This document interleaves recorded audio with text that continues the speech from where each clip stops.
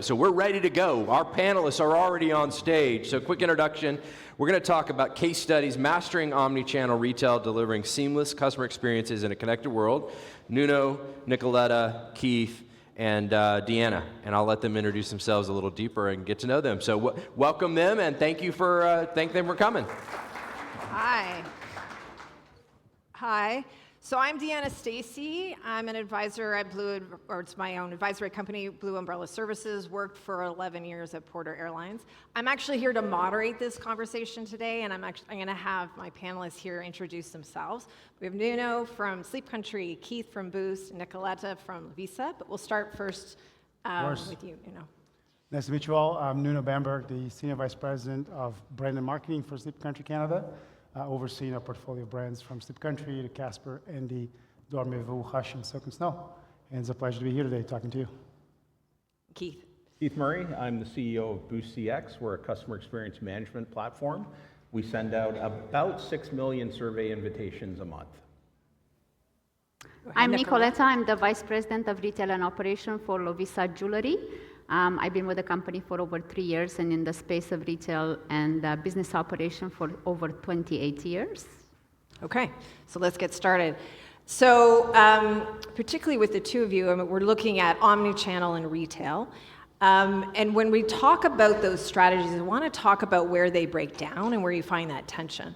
We'll start first with you, Nuno. Yeah, happy to. I mean, if you think about Sleep Country Canada and the shopping experience with us, it's quite unique. It's the only place in Canada at a large scale where you can shop for sleep the way you do at Sleep Country. Where it breaks is when we make a brand promise to be Canada's sleep expert, and that promise doesn't translate to the experience. Be it in store, be it digitally, be it in delivery. From A to Z, our team in store, the associated delivery team, they're key for us to actually deliver on the promise of being sleep experts for Canada. And when we don't deliver on that promise with the experience itself, in the end, the brand suffers, and over time, the business suffers.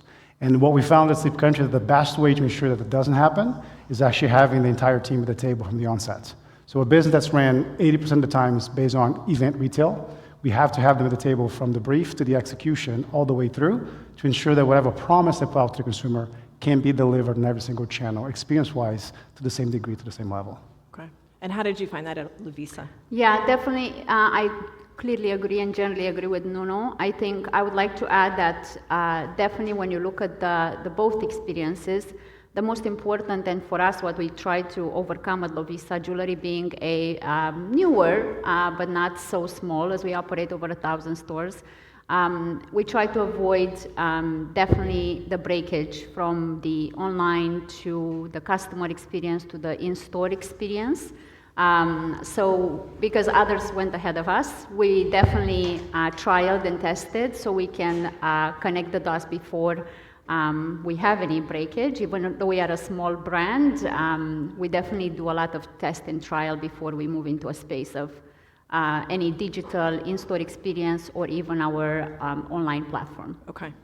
So, looking at testing, you're going to have a lot of data. What is the role, and I'll start with you, Keith, that CRM and data plays in having that seamless omni-channel experience? What do you see with your clients? Yeah, I think the one key there is making sure that you've got an overarching view of all those data sources. So to be truly omni-channel and being able to connect customer to feedback to outcomes is really important. Visibility of the data is one thing. Knowing what to do with it, answering the so what or now what question is key. Okay, Nicoleta? Yeah, I think it's for us at Lovisa, it's very important that we looked at at this experience as a connectivity, customer experience as a connective tissue, as you may call it, for the customer. And we didn't look at the e-commerce as just as an e-commerce marketing tool, but we look at it as the whole ecosystem experience, which is how do you put the customer first to achieve that, and not just a marketing tool, but as an entirely customer-centric, what do the customer want? Okay. Again, with all of that data, if you had to select 2 to 3 metrics, what would that be? And I'll start with you, Nicoleta. And we have easy ones, yes, we have CSAT and PS, but if you've selected 2 to 3, what would that be? For us, the customer experience is everything. Customer is number one, customer-centric, customer-first mentality. And for us, three different metrics work the best, which is the customer experience being seamless all across all of our channels. Number two was the everything that has to do with the shipping, definitely experience of the customer, the front line, back line, which is our e-commerce system, and making sure that we have a fast response, pickup is fast, and then the return experience for the customer is fast.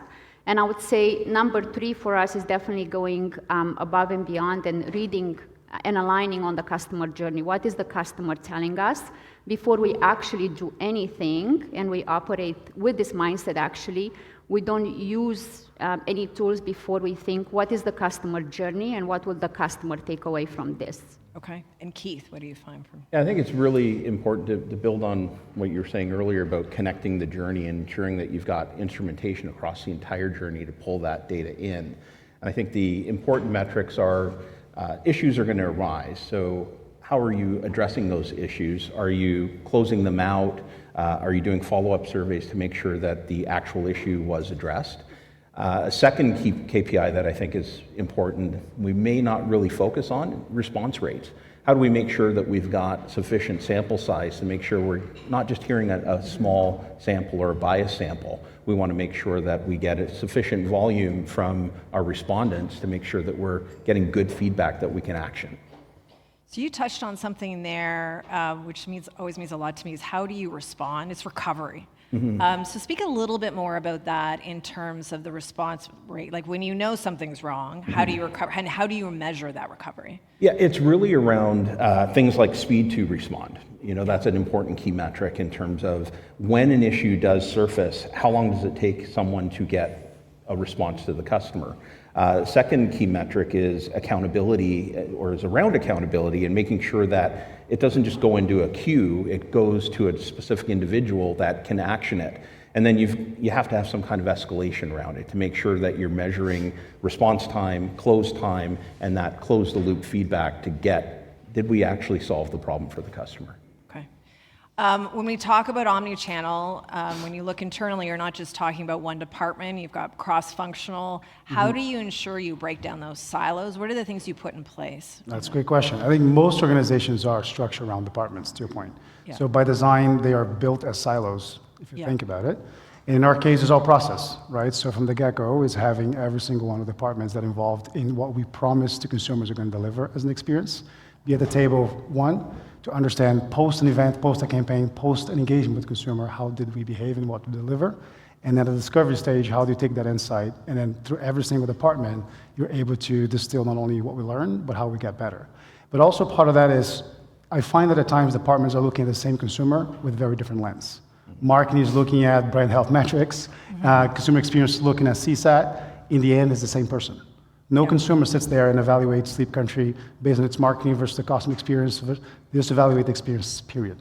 And so having alignment at the top and ensuring that your peers across all of your departments, to your point, are looking at the consumer through the same lens and aligned to the same KPIs is perhaps the easiest and fastest way to get that alignment and ensure that it doesn't break down as it goes down the line. And with that is accountability too. So it's having 100%. that, being aligned to the customer, and they're all accountable for the customer as well. 100%. Keith, would you want to speak a bit more? Just to add to that, I think that's a really important piece in terms of the visibility of the data across your departments, but also across all levels of the organization. Correct. Right? If the C-suite is looking at one set of metrics and frontline is looking at a different set of metrics, it will be impossible to get that alignment. So I think it's really important, to your point, to make sure that A, you're looking at the right things, and B, everyone is looking at the same thing. 100%. In their case, just building that is, it's an assisted model. So what I tell the consumer versus what they're going to experience in the store is highly dependent on the person they're working with at the store level, right, for that case. So looking at the metrics, to your point, very similarly, avoids us looking at what happens in store very different than what happens in media, so on and so forth. Yeah, okay. And I might ask all three of you this, but if you had to choose one investment in the next 12 months when you're looking at omni-channel and retail, where would you focus? And I'll start with you, Nicoleta. Yeah, definitely for us at Lovisa is definitely looking into different, platforms. Of course, Everybody talked about the elephant in the room, AI, right? We are a smaller brand, but definitely happy that we are at advantage learning from all those that came before us and trialed. So for us would be the area of like AI, SaaS, but definitely no matter what we invest in, our purpose is that we look at anything we do with the customer in mind, which is the journey of the customer through all of our platforms.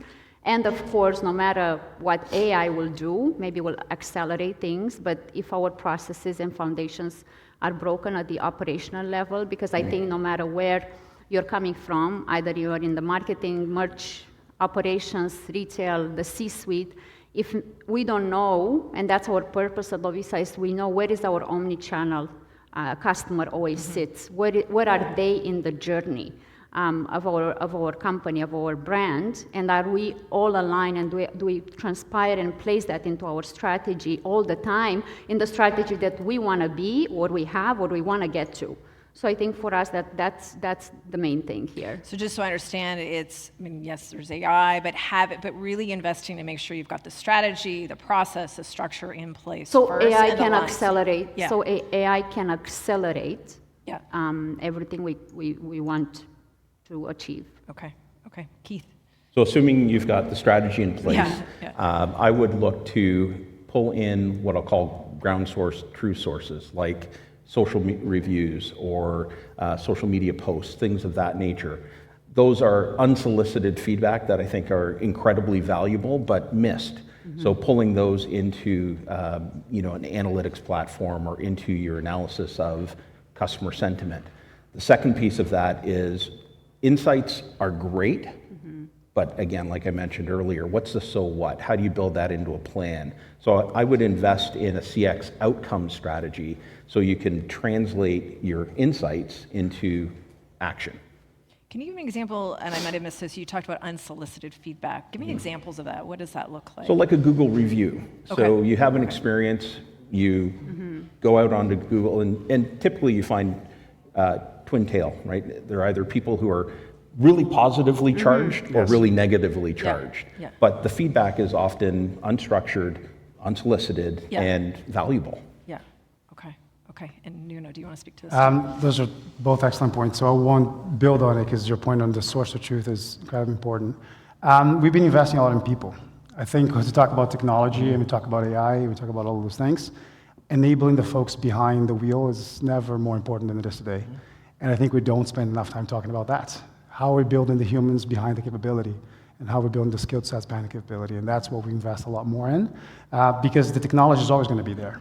Is the ability to implement it effectively, efficiently on behalf of the business and the people within the business, it's always going to be the variable that's harder to control. Okay. I know when we met to plan for this, we had a really interesting conversation about failure. And I had been asking about examples where things had failed, but I think, Nuno, you said this, and I think it was important, that when it comes to technology, you're going to have failure. And you really need to set up your organization so that you have a culture for failure. Culture so that when things fail, you know how to respond, and people feel safe in that. Yes. So maybe Nicoleta, speak to how you can do that. Yes, Yeah. definitely. At Lovisa, as Nuno mentioned, we are also very focused on people. That's our main pillar. People, processes, and then performance, which leads into any type of performance, because everything matters, but people deliver it. So we take all four into consideration. And I think for us, we have definitely a great after-action review that we do all the time in everything we implement, either is it in stores, online, pick up in stores or e-commerce. And then we offer a psychological safety to our team, which is not be afraid to failure, because failure shouldn't become a blame. Because when innovation stops, coming from the people as well, with the help of the tools, we believe we will be in much of a disadvantage. So what we do, we definitely look at like, why did we fail? How quick are we going to bounce back?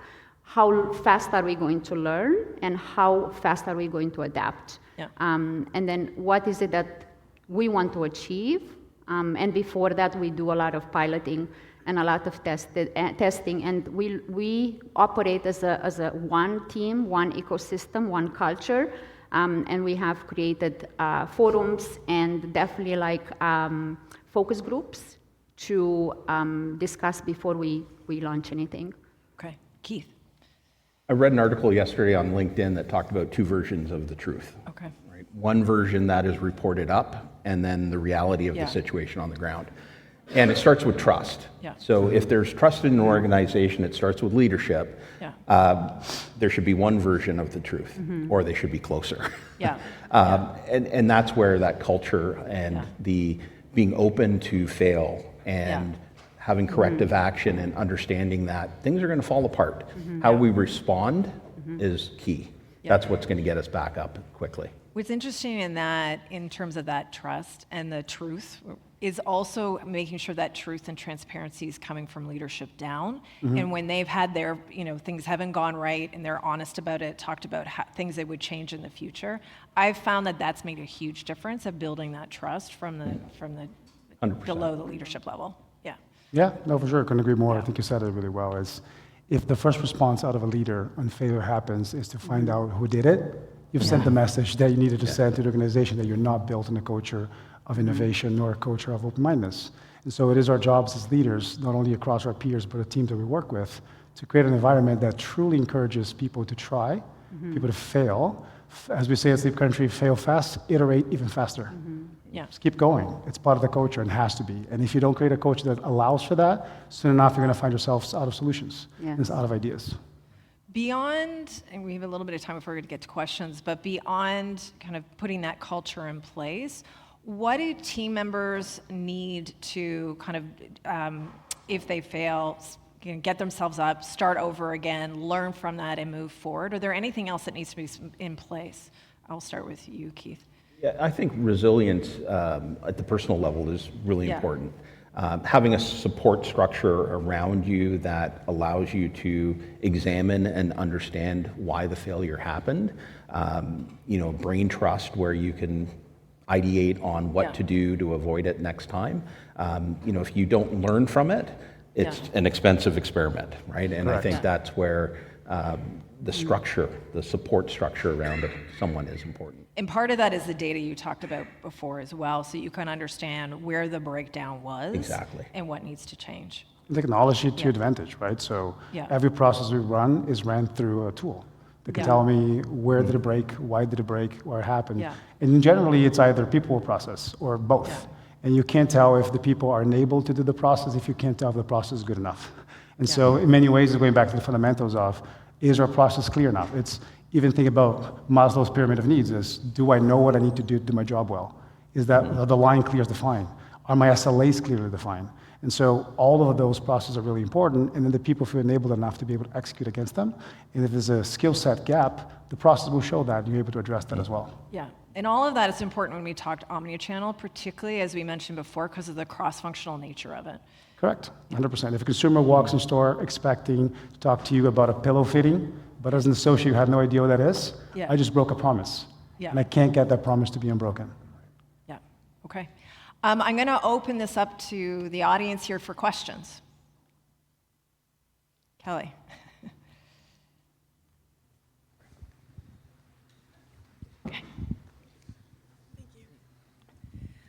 This question is actually for Nuno. You talked a lot about enabling the people who deliver the experience on the front line, the retail associate when you walk in the store. I'm curious, is there a particular best practice or a strategy that you have found most effective at enabling the front line, really unlocking that level, which we know is so important? Yeah, great question. There's two things. There's the human side of it. So from a human perspective is, my teams in marketing make a point to ensure the associates know just as well as we do what we're trying to do to drive traffic to them. My team lives at the service of our associates. Their job solely is to make sure those associates have consumers come to the door to do the job they're so well trained to do.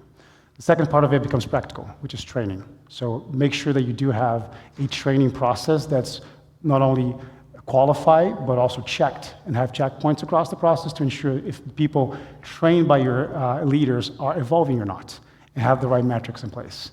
And from there, do you have a democratized tool that allows people to access the content they need or the training they need to upscale themselves? And if they don't, as an organization, you're missing the step of you can't train someone without the content. You can't train someone without the steps to take it there. So there's the human side of it, which is keeping them as informed, as close to what we do, as part of the team, and as excited, as motivated for what we're going to do. Take the Sleep Daddy Eugene Levy campaign example. Very few people could hear about that at the organization. Our associates could, because I want them to be just as excited as we were with the opportunity. And then there's the training, the practical aspect of it, which you got to put in place as well. Other questions? Hi. I believe my question is for Keith. You were talking about the fact that you send out, I'm assuming it's through your company, 6 million surveys each month. And what is your response rate on that? And what have you found is the best way to get engagement with your surveys? Yeah, it depends on the client. Some clients have higher response rates, but we do see low single digit to high teens as an average, I would say. Looking at regional, there's differences regionally as well based on the methodology you choose, whether it's SMS or email.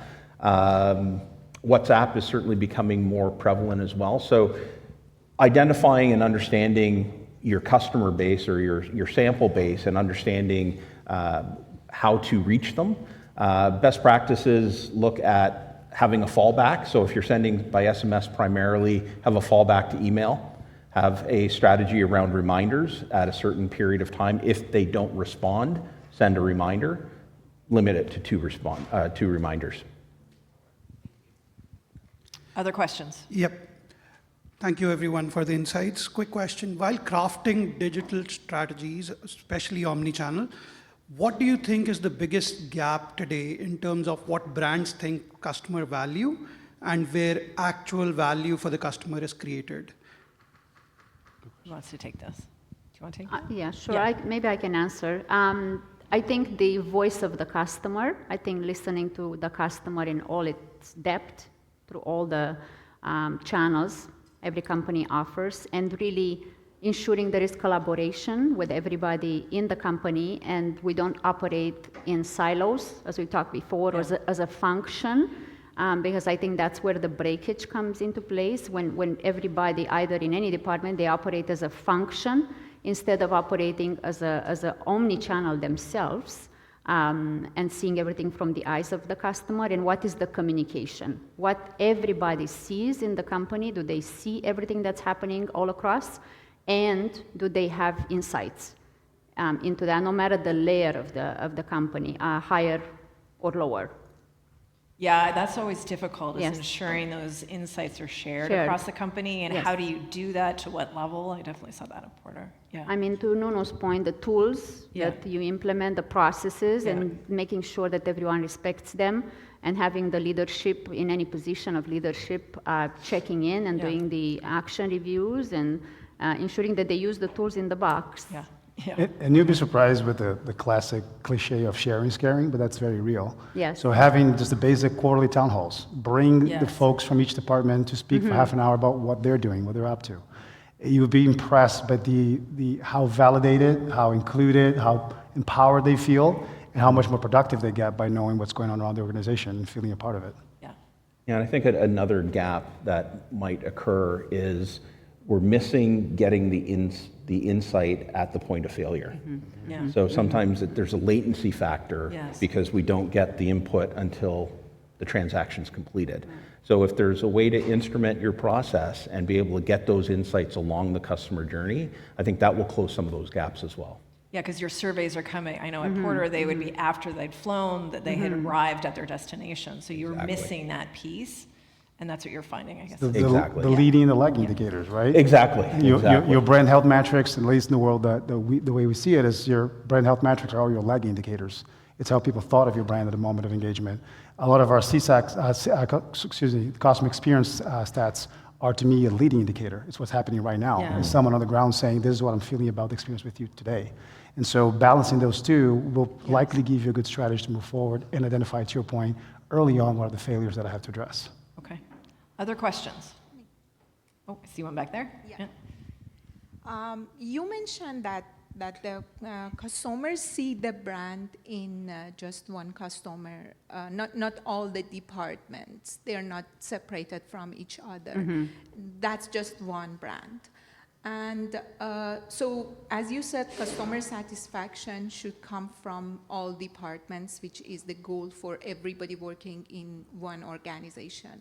What's the biggest challenge to make all those departments for that goal, which is customer experience or customer satisfaction? Who wants to speak? Yeah. Sure. No, I think the challenge, again, it goes back to the visibility conversation we were having earlier. Sharing the information, not being afraid to share the information, I think is key.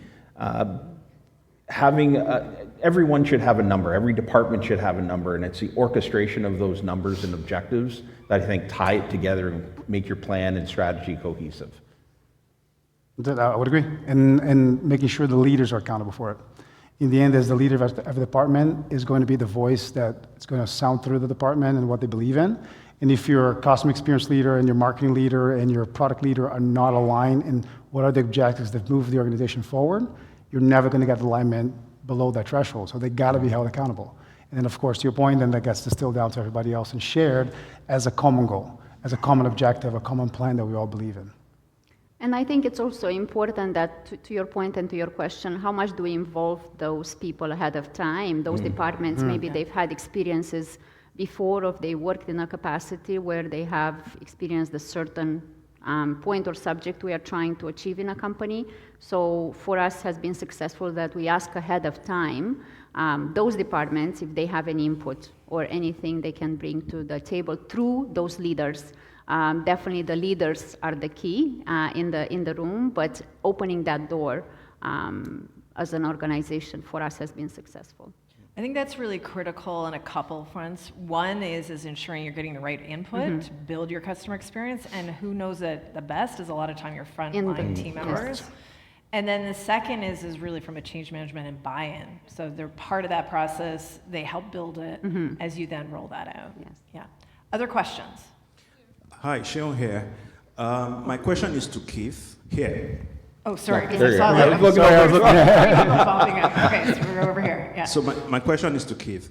Given the increasing apathy of customers for surveys, what other creative ways do you think organizations can leverage to get actionable insight from customers? Great question. Two answers for that. One, I think, again, is going back to ground sources, reviews, social media. They're unsolicited, they tend to be true. I did say they're polarized, so you do have to weigh that in. And looking at new methodologies of engaging with customers. So rather than having 40-question surveys, why don't we have a chat and have the chat capture the sentiment, capture your input. So there's different ways that we're thinking about how to enhance collecting feedback from customers. Other questions? I saw some other. Okay, there. So my question is along the same lines, and one of the things, I'm a principal of CX for our committee, our company, and as I build the voice of the customer, I really want to make sure that it's truly the voice of the customer and not our internal perspective of what the voice of the customer would be. So just some advice from you guys as experts in the field to say, I'll give you an example of on-time delivery, right? When we measure on-time delivery, we're measuring it from what our representatives puts in the box is on-time delivery. How can we make sure that we're looking at things from the perspective of the customer to truly get their voice versus our version of it? Yeah, I can answer. I think it's where do you place that? How do they have access to that voice of the customer? I think this is how do the customers provide feedback? Do they know that they can provide feedback everywhere around? I think if you're talking, I can only speak for like retail stores and operations, is where is that available? So make it available to the customer as a point of connection when they come into your store, into your website, into your channels, even if they don't purchase something or they don't buy something. The same with your internal customer, which is your team members. Make it available for them because those should be in our perspective, should be the best ways to make it available so you can find the information, not just from the external customer, but also from the internal customer. Okay. Do you have anything else, Nuno? We have 20 No, seconds. I think in the end, is an organization either is consumer focused or it's not. And if the organization is consumer focused, it's going to be at the heart of everything that it does. And when it doesn't, then you have to hold people accountable, to your point. You hold the mirror to say, this is not what our consumers are telling us. This is not what we're hearing from them. And if you believe in being consumer first, you course correct that at the origin. Okay, great. Okay, thank you. Right on time. Thanks, everybody. Thank you, everybody. Help me thank them. Awesome.